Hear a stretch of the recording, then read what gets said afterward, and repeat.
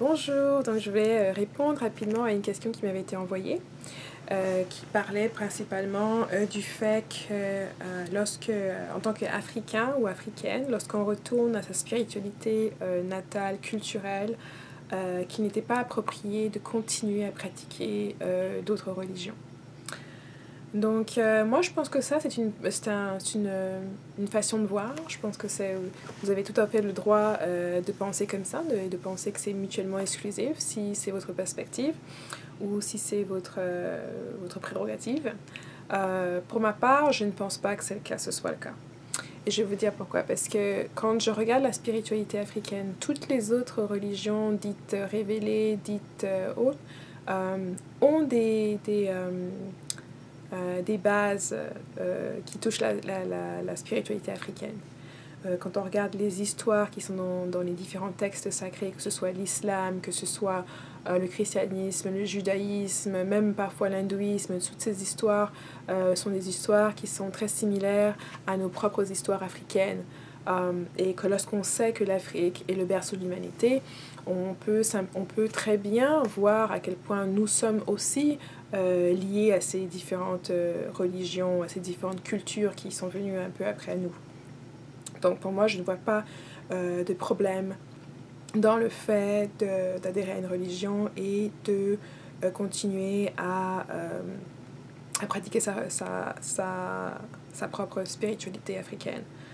En plus, je dirais même que pour les personnes qui sont présentement en train de pratiquer le christianisme ou une religion révélée ou n'importe quelle religion et qui justement ont ce questionnement-là, qui voudraient en fait retourner à leurs roots, et à leur source et vraiment puiser dans leur propre patrimoine, moi je leur dirais, vous pouvez prendre faire des petits pas en vous disant, vous n'êtes pas obligé du jour au lendemain quitter votre église, etc.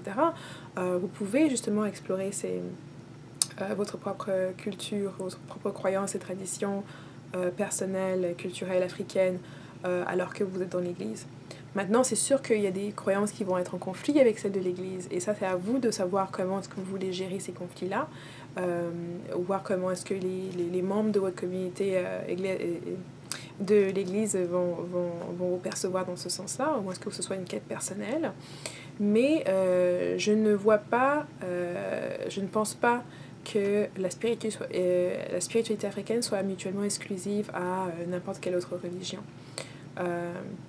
Je me souviens même, moi, mon grand-père, bien qu'il allait à l'église, il pratiquait aussi tout à fait nos rites traditionnels. Donc, ça ne l'empêchait pas du tout de travailler avec les ancêtres et de faire d'autres choses. Moi, personnellement, mes ancêtres ne me reprochent pas d'avoir été chrétienne ou quoi que ce soit, bien que je ne le suis plus. Ça ne m'empêche pas notamment de continuer à lire la Bible. Il y a beaucoup d'éléments, que ce soit pour mon propre travail énergétique, pour mon propre travail psychologique et développement et autres personnels. À chaque fois que je lis la Bible ou tout autre texte sacré, et j'en ai plusieurs que je regarde souvent, que je vais me référer lorsque je cherche par exemple des informations sur certaines entités, des informations sur certaines choses qui sont passées par le passé. Donc moi je ne suis pas une de ces personnes qui vont avoir un peu le dogme, et je dirais un peu, c'est un peu ironique quelque part quand on regarde un peu les religions et puis un peu avec cette façon un peu je ne sais pas, un peu hautaine, pas un peu hautaine, mais cette façon d'un peu de mépriser les religions et de se dire que la spiritualité africaine se doit d'être au-dessus, puis qu'on va aller regarder, de percher sur notre balcon en train de regarder les religieux en bas en se disant que c'est eux qui ne comprennent rien et qui imposent le dogme aux autres. Et même pour moi, un peu cette façon de dire que la spiritualité africaine est incompatible avec d'autres religions, on se doit de rester seulement dedans, on ne peut point aller expérimenter, ou on doit en fait choisir l'un ou l'autre. Pour moi, ça s'aligne un peu avec un peu ce côté dogmatique de la religion au premier abord, où on vous dit, pas la peine de vous répondre à certaines questions, il s'agit juste de écouter ce qu'on vous dit de faire et de le faire. Donc, je vais humblement juste ne pas être d'accord sur ce fait-là. Je pense aussi peut-être que c'est moi, ma perspective personnelle de qu'est-ce que ma spiritualité africaine, quelle dimension est-ce qu'elle prend. Pour moi, en premier lieu, il s'agit d'honorer les traditions de mes ancêtres et de ce que mes ancêtres ont découvert par rapport à l'environnement d'où je viens, les relations qu'ils ont pu nouer avec les animaux de l'environnement, avec les énergies, les entités de l'environnement, avec la nature qui les entourait, et puis de travailler avec mes ancêtres.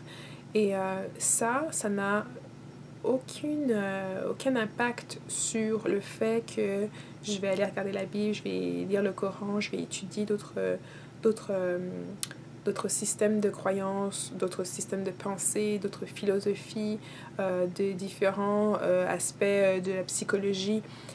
C'est vraiment des choses pour moi que je vais prendre pour pouvoir m'enrichir. Et je prends toujours, et je suis toujours avide de savoir, avide de connaissances, parce que je pense que quand on se referme trop, on a tendance un peu à tomber dans le dogme. On a tendance à se mettre des œillettes là, et puis à pas vouloir voir ce qui se passe autour et dehors. Et je pense aussi que lorsqu'on explore d'autres cultures, lorsque vous explorez le christianisme ou d'autres, n'importe quelle autre religion, vous êtes à même de mieux comprendre certaines personnes qui viennent de ces religions-là. Vous êtes à même de mieux comprendre leur parcours, de mieux comprendre peut-être la culture d'où ils viennent aussi parfois. Et ça vous fait une certaine ouverture d'esprit. Maintenant, c'est sûr que le problème, c'est lorsque justement ce dogme religieux souvent va vous dire de rejeter vos propres ancêtres, et c'est un peu là où on en est avec les Africains. C'est un peu aussi pour la raison pour laquelle j'ai commencé à faire cette vidéo, pour que ceux qui commencent à s'éveiller, ceux qui commencent à justement chercher la connaissance de soi-même, soient un peu encouragés dans le fait de ne pas avoir à subir ce dogme, de savoir que vous avez pleinement le droit de rechercher tout ce qui vous intéresse sans que quelqu'un ou un système de croyance vous empêche de le faire. Même dans la Bible, il est dit que vous avez votre propre volonté d'agir. C'est vous qui devez décider quel est le parcours de vie que vous voulez avoir. Donc, je vous remercie de ce commentaire-là et puis du petit message. Mais je voulais juste... moi, je pense que la vision africaine, c'est une vision qui est toujours inclusive. Quand on regarde les Africains en général ou la culture africaine, nous sommes des gens qui ouvrons nos cœurs, qui ouvrons nos portes.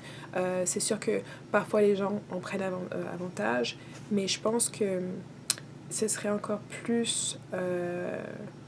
ce serait encore plus néfaste pour nous-mêmes qu'on se referme en réaction de ce que certaines personnes nous ont fait.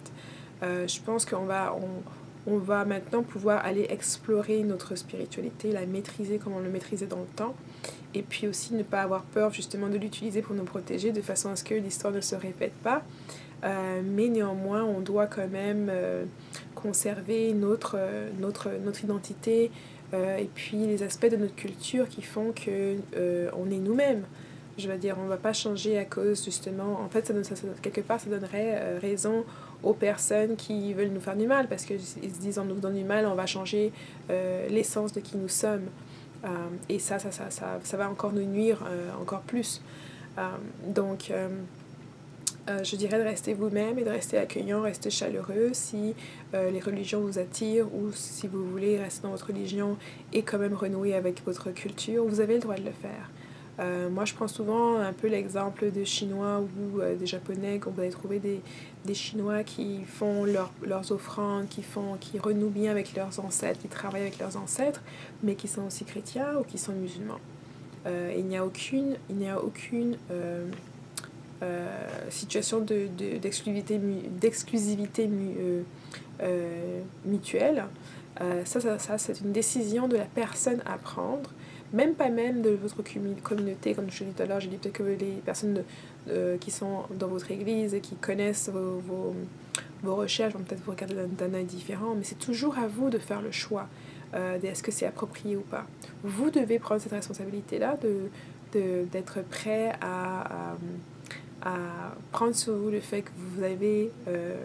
d'être prêt à exprimer qui vous êtes et à rechercher les choses qui vous intéressent, ou alors à supprimer ça et puis aussi à en subir les conséquences. Donc ça va dans les deux sens. Mais néanmoins, moi je voudrais pas que ce petit commentaire vous arrête.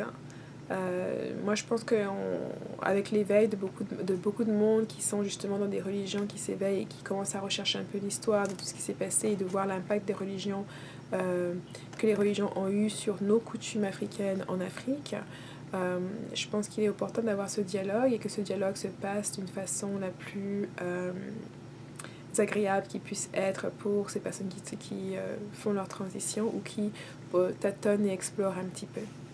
Donc, je vous remercie beaucoup pour les questions. Et bien sûr, comme je vous l'ai dit, moi, ça me fait toujours plaisir d'échanger, que je sois d'accord ou pas. J'aime bien avoir des différents points de vue. Et je vous dis vraiment merci pour ça. Et donc, à ma prochaine vidéo en français. Bye!